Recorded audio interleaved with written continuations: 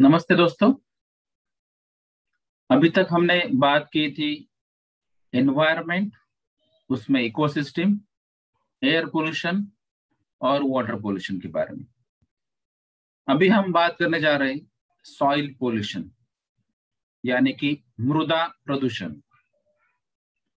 तो सॉइल में जो पोल्यूटेंट्स आते हैं और उसकी वजह से जो इफेक्ट होते हैं उसको ही सॉइल पोल्यूशन कहते हैं।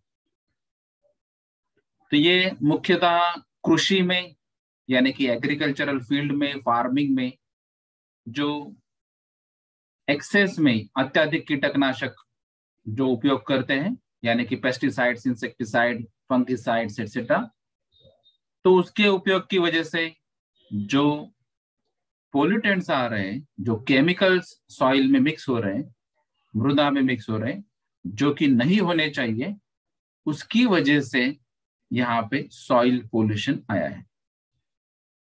क्योंकि आज के डेट में अगर हम देखेंगे तो बहुत सारे प्रोसेस, यानी कि फार्मिंग में भी, जहां पे आपको कम टाइम में प्रोडक्शन ज्यादा चाहिए, उसके लिए आप अलग अलग फर्टिलाइजर यूज कर रहे हैं। उसके अलावा जो भी कीटक है या फिर जो भी प्राणी है, जिनकी वजह से अगर आपके खेतों को कुछ प्रॉब्लम आते हैं या फिर वो खेत खा सकते हैं, खेत के जो भी प्रोडक्ट आपके आपके आते हैं, अगर उनको प्रॉब्लम आते हैं, उनके लिए भी आप जो पेस्टिसाइड्स यूज कर रहे हैं, उनकी वजह से भी सॉइल पोल्यूशन होता है। कुछ जगह जहां पे शायद कुछ पेस्टिसाइड्स यूज करते हैं, जैसे कि मैंने कहा कि कुछ पौधों के कुछ रोग होते हैं या फिर कुछ कीटाणु वो पौधों को खाने वाले रहते हैं, कुछ पशु पक्षी रहते हैं, उनकी वजह से भी प्रॉब्लम आते हैं। तो इनके लिए जो फेमस पेस्टिसाइड्स या कीटनाशक जो रहते हैं, वो मेथिलियन या गैमेक्सिन, डाइथेनियम 45 या डाइथिन Z78 या फिर 2,4-D, ऐसे अलग अलग केमिकल्स का प्रयोग होता है। लेकिन ये केमिकल्स टॉक्सिक और पॉइजनस होते हैं, और ये अगर आपके वेजिटेबल्स में, आपके फूड प्रोडक्ट्स में अगर खेती में रह जाते हैं, तो ये नॉर्मली सॉइल में भी आने वाले हैं। तो सॉइल में जो कंटामिनेशन उसका आता है, या फिर जो इंडस्ट्रीज में जो केमिकल्स बाहर आते हैं और एयर में आते हैं, और अगर वहां पे रेनी सीजन्स में या ह्यूमिडिटी की वजह से, या अगर वो पार्टिकुलेट मैटर या गैसेस का ग्रेविटी ज्यादा है हवा से, तो वो भी नीचे आता है, और नीचे आने के बाद सॉइल में मिक्स हो सकता है। तो ऐसे अलग अलग तरीकों से ये सॉइल में जो पोल्यूटेंट्स आते हैं, उसकी वजह से सॉइल पोल्यूशन हो सकता है। तो इसमें अगर हम बात करेंगे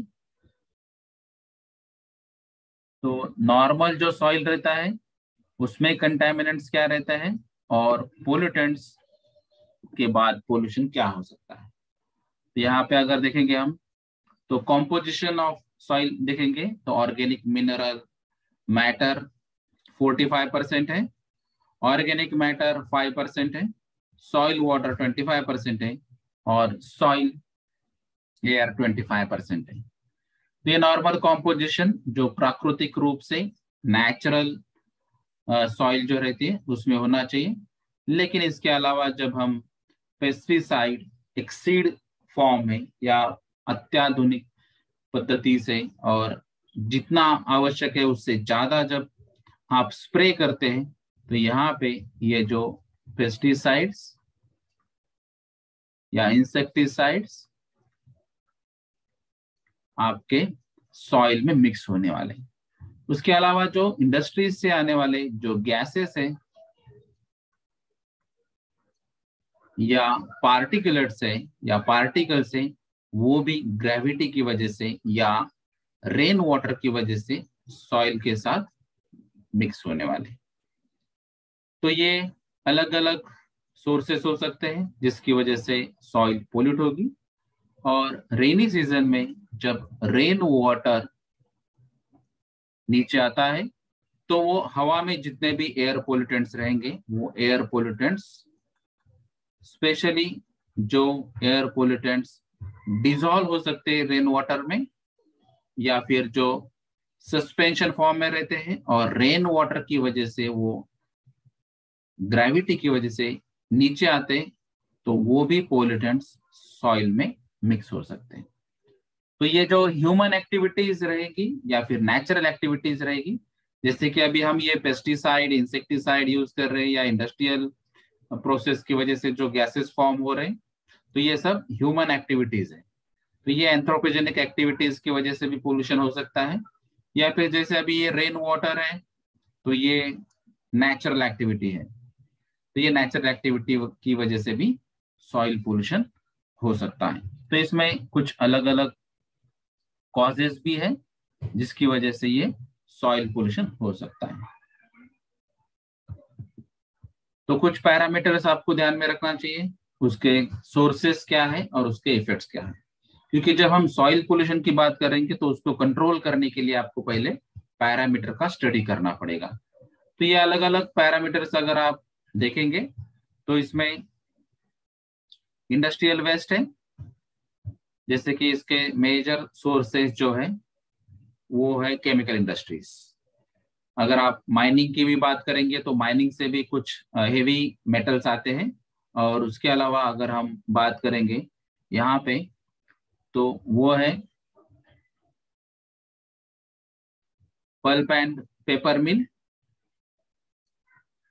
क्योंकि इसमें बहुत ज्यादा पानी यूज होता है, 90% पानी, और बाकी का जो वुड या रॉ मटेरियल रहता है वही रहता है, और इसमें से एफ्लुएंट ज्यादा आएगा, और ये एफ्लुएंट बाद में जब मिक्स होगा सॉइल के साथ तो यहाँ पे पोल्यूशन के चांसेस है। उसके अलावा जो ऑयल रिफाइनरीज है, शुगर फैक्ट्रीज है, डिस्टिलरीज है, फर्टिलाइजर इंडस्ट्रीज है, टैनरीज है, टेक्सटाइल्स है, स्टील है, कोल है, पेस्टिसाइड्स है, कोल एंड मिनरल इंडस्ट्रीज है, engineering industries, cement, glass, petroleum industries. तो ये मैक्सिमम इंडस्ट्रीज इसमें सबसे ज्यादा जहां पे पानी का यूज होता है वो है। और ये जब वॉशिंग प्रोसेस होती है, क्लीनिंग प्रोसेस होती है, या प्रोसेस में ही आपको पानी यूज करना पड़ेगा, उसके अलावा ये प्रोसेस ही नहीं होगी, तो ऐसे सारे जो प्रोडक्ट्स हैं ये इंडस्ट्रीज हैं, ये इंडस्ट्रीज में ये जब वाटर यूज करने के बाद जो एफ्लुएंट तैयार होता है, और ये एफ्लुएंट को अगर आपने ठीक तरह से ट्रीट किया नहीं तो ये सॉइल के साथ मिक्स होके सॉइल पोल्यूशन के चांसेस है। इसका मेन इफेक्ट क्या होगा, तो इसमें जो केमिकल अवेलेबल होंगे, जैसे कि अभी आप अगर देखेंगे तो टेक्सटाइल मिल्स में बहुत सारे पेंट्स, सॉल्वेंट्स यूज होते हैं, टैनरीज यानी कि जो चमड़ा बनाने की फैक्ट्री है, लेदर बनाने की फैक्ट्रीज रहती है, तो उसमें जो डेड एनिमल्स की स्किन्स रहती है, वो स्किन के थ्रू भी कुछ माइक्रोब्स भी आ सकते हैं और कुछ केमिकल्स भी यहाँ पे आ जाएंगे। उसके अलावा अगर डिस्टिलरीज देखेंगे आप तो डिस्टिलरीज में अल्कोहल या अल्कोहल बेस्ड प्रोडक्ट्स या फर्मेंटेशन बेस्ड प्रोडक्ट्स जो आते हैं वो सबसे ज्यादा आएंगे। और शुगर फैक्ट्रीज में सबसे ज्यादा सीओडी रहता है, केमिकल ऑक्सीजन डिमांड, तो यहाँ से आपको पता चलता है इसमें सबसे ज्यादा केमिकल्स शुगर फैक्ट्रीज में यूज होते हैं। और उसके अलावा जो फोसाइल फ्यूल्स है या फिर जो क्रूड ऑयल है, और क्रूड ऑयल की डिस्टिलेशन प्रोसेस है, और ये प्रोसेस में जो भी वेस्ट ऑयल आएगा या ऑयल के अलग अलग डेरिवेटिव्स आएंगे, ये ऑयल रिफाइनरी से आ सकते हैं। तो ये सब अलग अलग इंडस्ट्रीज के अलग अलग यहाँ पे केमिकल्स आ सकते हैं। जैसे यहाँ पे ये टॉक्सिक और पॉइजनस मटेरियल्स है, कोल में आपके कोल पार्टिकल्स या डिसॉल्व होने वाले जो कुछ पार्टिकल्स आ सकते हैं। मिनरल इंडस्ट्रीज में जैसे हमने बताया था कि यहाँ पे आयरन या कॉपर या कुछ एस्बेस्टॉस, ऐसे अलग अलग कुछ हेवी मेटल्स भी आ सकते हैं। और इंजीनियरिंग इंडस्ट्रीज में जैसी प्रोसेस रहेगी वो प्रोसेस के हिसाब से भी कुछ केमिकल्स वहां पे मिक्स होते हैं। जैसे कि वहां पे अगर प्लेटिंग इंडस्ट्री है या केमिकल प्लेटिंग हो सकती है, इलेक्ट्रोप्लेटिंग हो सकती है, तो यहाँ पे अलग अलग आपको केमिकल्स यूज करना पड़ेंगे। ये केमिकल्स का कुछ ना कुछ कंटेमिनेशन वाटर के साथ सॉइल में मिक्स हो सकता है। उसके अलावा जो सीमेंट है, जो इजीली यहाँ पे माइक्रोन साइज उसका बहुत कम है, और जिसकी वजह से ये एयर में हो सकता है और उसके बाद में ये सॉइल में मिक्स हो सकता है, या फिर वाटर थ्रू भी ये आ सकता है। तो सोर्सेस अलग अलग हो सकते हैं, लेकिन जो भी इंडस्ट्रीज है उसकी वजह से यहाँ पे ये एक्चुअली सॉइल में जब मिक्स होता है तो उसका मेजर इफेक्ट आपका यहाँ पे आता है कि जो ह्यूमन फूड चेन है, क्योंकि सॉइल थ्रू ही आपका प्लांट ग्रो हो रहा है। जैसे कि हमने पहले ही बात की थी कि एनपीके न्यूट्रिएंट्स आपको मिलते हैं, फिर वाटर आ जाता है, फिर प्लांट सनलाइट का यूज करके वहां पे ग्रो हो रहा है, फिर फूड बन रहा है जो फोटोसिंथेसिस प्रोसेस थ्रू है। और उसके बाद में ये जब फूड चेन में आता है तो ये फूड चेन में इसके कंटेमिनेंट्स आते हैं। जैसे कि मैंने बात किया कि अगर यहाँ पे पेस्टिसाइड इंडस्ट्रीज है और उसके अगर एफ्लुएंट ट्रीटमेंट ठीक से नहीं है तो ये पेस्टिसाइड्स यहाँ पे फूड में आएंगे, और वो अगर आपने डाइजेस्ट किए या फिर अगर आपने वो खा लिए तो उसका कंटेमिनेशन आपके बॉडी में रहेगा। और ये जैसे जैसे इसका परसेंटेज बढ़ेगा, इसका क्वांटिटी बढ़ेगा, उतना ज्यादा इफेक्ट आपके बॉडी पे रहेगा, आपके हेल्थ पे रहेगा। तो ये सबसे इंपॉर्टेंट इफेक्ट है। उसके अलावा जो अर्बन वेस्ट है, जैसे कि garbage, rubbish material like plastic, glass, metallic cans, paper, rubber, street sweepings या fuel residues, leaves, containers, abandoned vehicles, ये सब अलग अलग अर्बन वेस्ट है। तो ये सब आज की जो लाइफस्टाइल है उस हिसाब से ये अलग अलग वेस्ट अभी जनरेट होती है। और अगर डेवलप कंट्रीज की बात करेंगे तो डेवलप कंट्रीज में सबसे ज्यादा ये वेस्ट रहेगी, जिसको हम नॉर्मली सॉलिड वेस्ट भी कहते हैं। तो ये सॉलिड वेस्ट पैकेज फूड की वजह से या रैपर्स की वजह से, प्लास्टिक बॉटल्स की वजह से, या ग्लास बॉटल या टीन पैकिंग जो कैन पैकिंग रहते हैं उसकी वजह से ये सब अलग अलग रबिश मटेरियल या गार्बेज तैयार होता है, जिसको हम अर्बन वेस्ट कहते हैं। अभी ये वेस्ट जब सॉइल के साथ आती है या फिर इस पर डिस्पोज ऑफ करते हैं, जैसे हमने बात की थी, अगर ये सॉलिड वेस्ट ट्रीटमेंट है तो यहाँ पे उसका सॉलिड वेस्ट मैनेजमेंट साइट रहती है। ये सॉलिड वेस्ट मैनेजमेंट साइट जहां पे रहेगी वो साइट पे सॉइल पोल्यूशन होगा, और वहां से आप कुछ फार्मिंग या जो भी आप प्रोडक्ट बनाना चाहते हैं वो वहां पे पॉसिबल नहीं है। तो जहां पर भी ये डिस्पोज ऑफ होगा वहां पे ये सॉइल पोल्यूशन के चांसेस है। उसके अलावा जो एग्रीकल्चरल प्रैक्टिसेस है तो उसमें कुछ प्रैक्टिसेस ऐसे कि जिसकी वजह से सॉइल पोल्यूशन हो सकता है। जैसे कि अगर आप देखेंगे तो यहाँ पे फर्टिलाइजर का यूज होता है। जैसे अभी आज के डेट में हम मिक्स फर्टिलाइजर्स भी यूज करते हैं, या फिर सुपर फॉस्फेट यूज करते हैं, single super phosphate, triple super phosphates, अलग अलग उसमें फर्टिलाइजर्स के टाइप्स हैं। और ये फर्टिलाइजर्स हम इसलिए यूज करते हैं कि जो भी प्लांट्स रहेंगे, जो भी आपका फूड प्रोडक्ट रहेगा वो कम टाइम में आपको ज्यादा से ज्यादा क्वांटिटी दे। उसके अलावा ये जो हमने पहले ही बात किया था कि जो भी पशु पक्षी या फिर जो भी कीटक आते हैं या जो पौधों के रोग आते हैं उनसे बचाने के लिए आपको अलग अलग केमिकल्स यूज करना पड़ते हैं। जैसे कि यहाँ पे हर्ब्स को किल करने के लिए हर्बिसाइड, पेस्ट को किल करने के लिए पेस्टिसाइड, या फिर अगर फंगस को किल करने के लिए फंगिसाइड्स, या फिर जो अलग अलग साइड्स जहां पे ये साइड्स वर्ड आएगा to kill that particular form. तो ये ऐसे ऐसे अलग अलग केमिकल्स जो टॉक्सिक और पॉइजनस रहते हैं ये आपको यूज करना पड़ते हैं। फिर जो फार्मिंग होने के बाद, फूड फॉर्म होने के बाद या फिर कटिंग होने के बाद जो भी अलग अलग प्रोसेस रहती है फार्मिंग में, उसमें कुछ वेस्ट जनरेट होती है जिसको हम नॉर्मली एग्रीकल्चरल वेस्ट कहते हैं। तो ये वेस्ट भी सॉइल के साथ कुछ मिक्स हो सकती है, कुछ मिक्स होने लायक रहती है, कुछ मिक्स होने लायक नहीं रहती।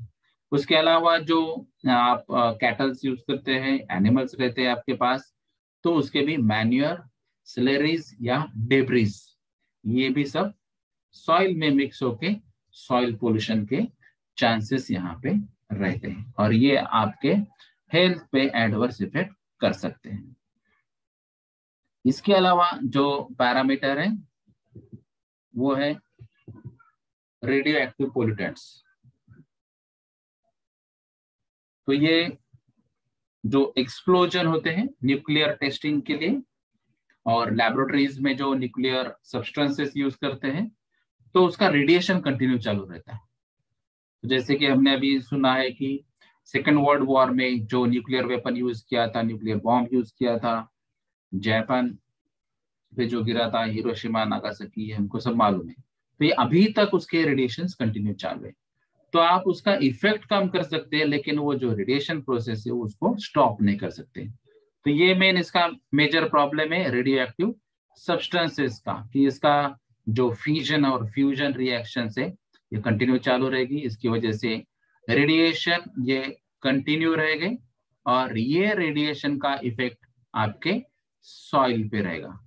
तो सॉइल में जो आपके मिनिमम न्यूट्रिएंट्स की रिक्वायरमेंट रहती है, जो भी पॉजिटिव पैरामीटर्स रहते हैं, या फिर जो माइक्रो ऑर्गेनिज्म, जो पॉजिटिव बात कर रहा हूँ मैं, पॉजिटिव माइक्रोब्स, तो वो भी रहते हैं, उस पर भी इसका इफेक्ट रहता है। तो इसका अगर असर रहेगा तो यहाँ पे जो पॉजिटिव बातें थी या पॉजिटिव पैरामीटर कंटेमिनेंट्स थे, वो यहाँ पे कम हो सकते हैं रेडिएशन की वजह से। उसके अलावा जो न्यूक्लियर डस्ट का अगर डिस्पोजल साइट है, तो उसकी वजह से भी वहां पे आप सॉइल यूज नहीं कर सकते इरिगेशन पर्पस के लिए, फार्मिंग पर्पस के लिए। और जो रेडियो एक्टिव वेस्ट का अलग अलग साइट्स रहता है, या फिर आप जहां से ट्रांसपोर्ट कर रहे हैं, तो वहां पर भी इसका स्पिलेज या कंटेमिनेशन के चांसेस रहेंगे, और वहां पर भी है ये सॉइल पोल्यूट हो सकती है। उसकी वजह से आप ये सॉइल यूज नहीं कर सकते। तो ये सॉइल थ्रू इजिली पेनिट्रेट होता है रेडिएशन, क्योंकि उसका कैरेक्टरिस्टिक्स ही वही है, ये कहीं से भी पेनिट्रेट हो सकता है, और उसकी वजह से सॉइल पोल्यूशन होगा। तो ये जो रेडियो एक्टिव पोल्यूटेंट्स की वजह से जो पोल्यूटेड सॉइल है, ये आप यूज नहीं कर सकते। उसके अलावा है बायोलॉजिकल एजेंट्स, जैसे कि अभी ये ह्यूमन एक्सक्रेटा है, एनिमल एक्सक्रेटा है, या बर्ड एक्सक्रेटा है, ये सब बायोलॉजिकल एजेंट्स है, जिसकी वजह से माइक्रो ऑर्गेनिजम्स ज्यादा आ सकते हैं, और निगेटिव माइक्रोब्स के बारे में मैं बात कर रहा हूँ, और इसकी वजह से प्लांट्स को भी डैमेज हो सकता है। उसके अलावा जो मैन्यूअर से, अगर इसका हेवी, अगर आपने अप्लाई किया मैन्यूअर्स को, या फिर जो स्लज है ये भी अगर ज्यादा आपने यूज किया, तो जितना मिनिमम रिक्वायरमेंट है उससे ज्यादा अगर आप यूज कर रहे हैं, तो वो प्लांट को डैमेज कर सकता है।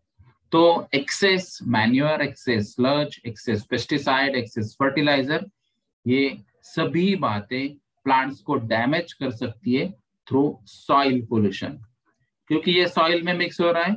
और सॉइल की जो मेन बात है, यानी कि फर्टिलिटी, तो ये सॉइल की फर्टिलिटी पर इफेक्ट करता है।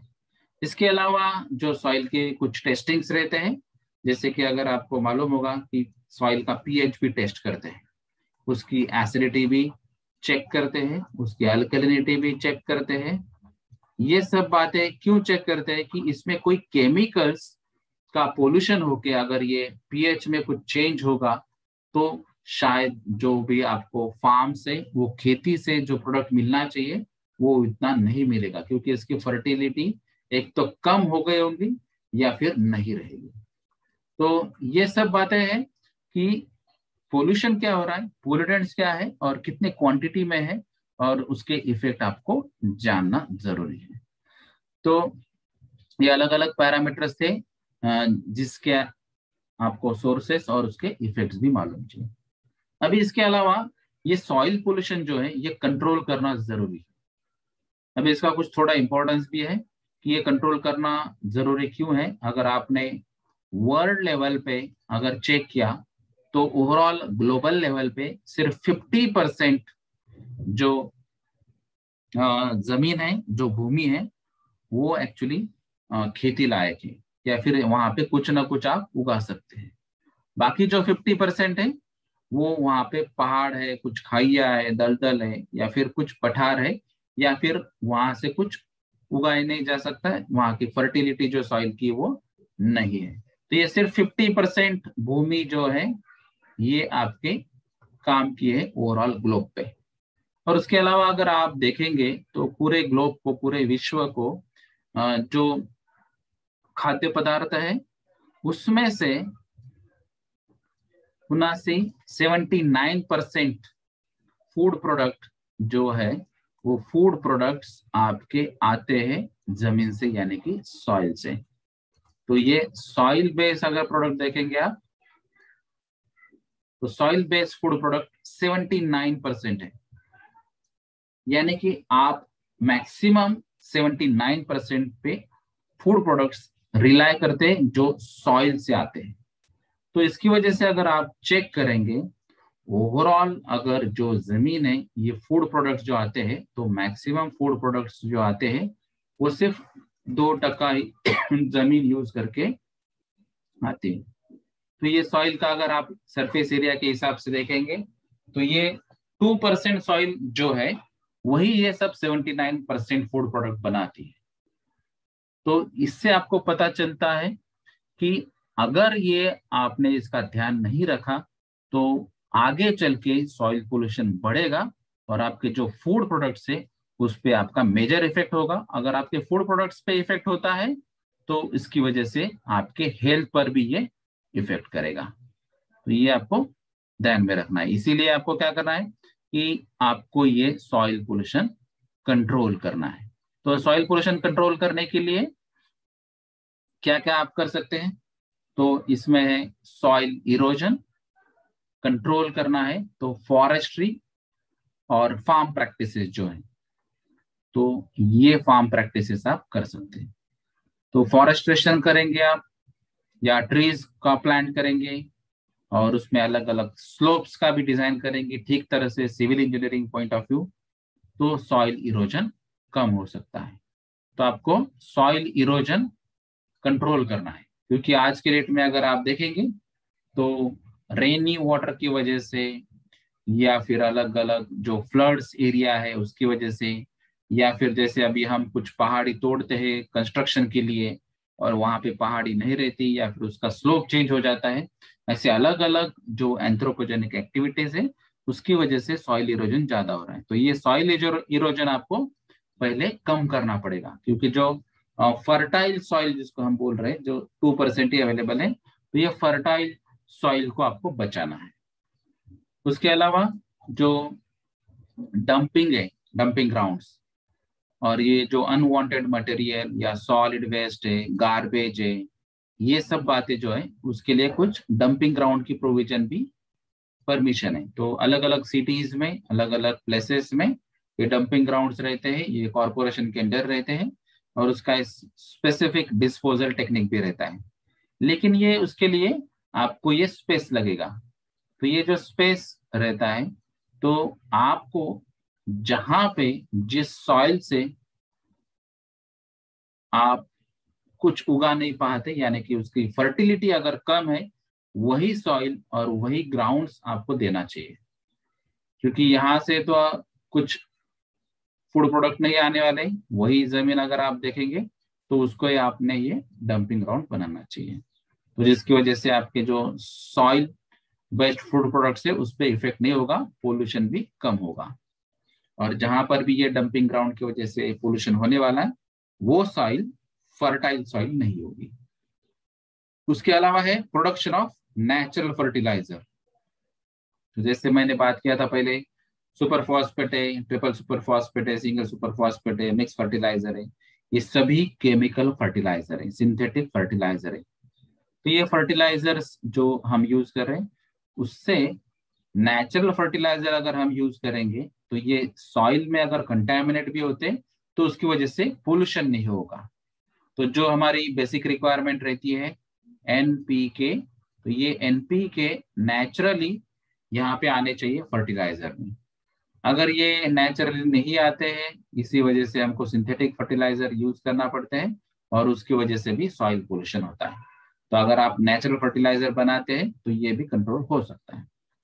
उसके अलावा जो है प्रॉपर अगर आप हाइजीनिक कंडीशन वहां पे रखेंगे, यानी कि वहां पे अगर कुछ प्लास्टिक बैग्स वहां पे पड़े हैं या फिर कुछ गार्बेज पड़ा है, प्लास्टिक बॉटल्स भी पड़े हैं, कुछ केमिकल्स की बॉटल्स पड़ी है, या फिर वहां पे ऐसे कुछ जगह है कि जो रैपर्स या फिर जो अनवांटेड प्रोडक्ट्स वहां पे अगर आपके यहाँ पे है तो वहां पे आपको क्लीन करना चाहिए, यानी कि जो पार्टिकल्स है या अलग अलग गार्बेज के, तो ये पार्टिकल्स वहां पे सॉइल में कंटेमिनेट नहीं होना चाहिए। तो हाइजीनिक कंडीशन अगर आप रखेंगे वहां पे तो ऑटोमेटिक सॉइल का पोल्यूशन या लोड उसका कम हो जाएगा।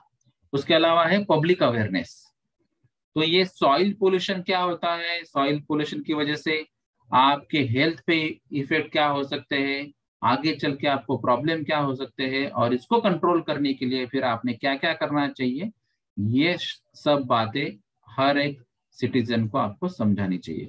क्योंकि जो भी पोल्यूशन हो रहा है वो सिर्फ इंडस्ट्री की वजह से नहीं हो रहा है, वो सिर्फ नेचुरल एक्टिविटी की वजह से नहीं हो रहा है, तो ये जो ह्यूमन बीइंग्स है उसकी वजह से भी ज्यादा पोल्यूशन हो रहा है। जैसे कि हमने बात की अभी, प्लास्टिक की बात की, ग्लास की बात की, पेंट्स की बात की, केमिकल्स की बात की, तो ये बातें भी सब पब्लिक ओरिएंटेड है।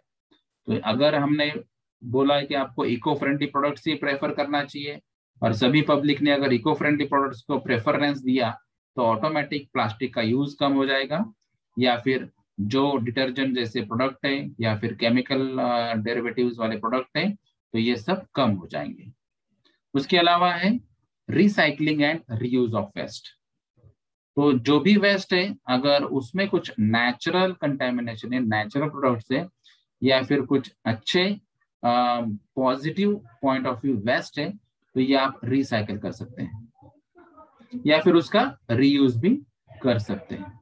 तो ऐसे सॉइल भी आपको चेक करना चाहिए, वो एक्चुअली डायरेक्ट डिस्पोजिंग नहीं करना चाहिए। तो अगर हमने नेचुरल फर्टिलाइजर यूज किया है, नेचुरल इंसेक्टिसाइड्स यूज किया है, तो नेचुरल चीजें अगर यूज होती है तो वो एक्चुअली सॉइल पोल्यूशन नहीं कर पाते, तो वहां पे ये रिसाइकलिंग और रीयूज हो सकता है।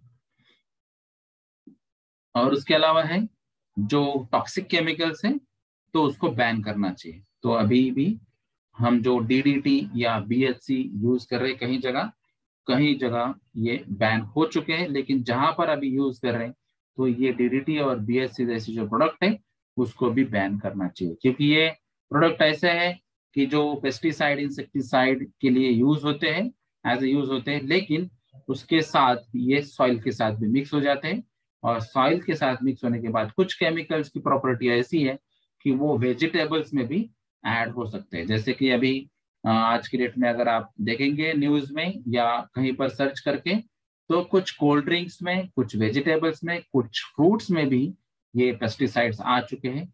इसका मतलब ये सॉइल थ्रू और वेजिटेबल्स या फ्रूट्स थ्रू या वाटर पोल्यूशन थ्रू, जो वाटर यूज कर रहे हैं उसके थ्रू कहीं ना कहीं ये केमिकल्स ऐड होते जा रहे हैं। तो ये अलग अलग कंट्रोलिंग मेजर्स है जिसकी वजह से आप सॉइल पोल्यूशन को कंट्रोल कर सकते हैं। Thank you.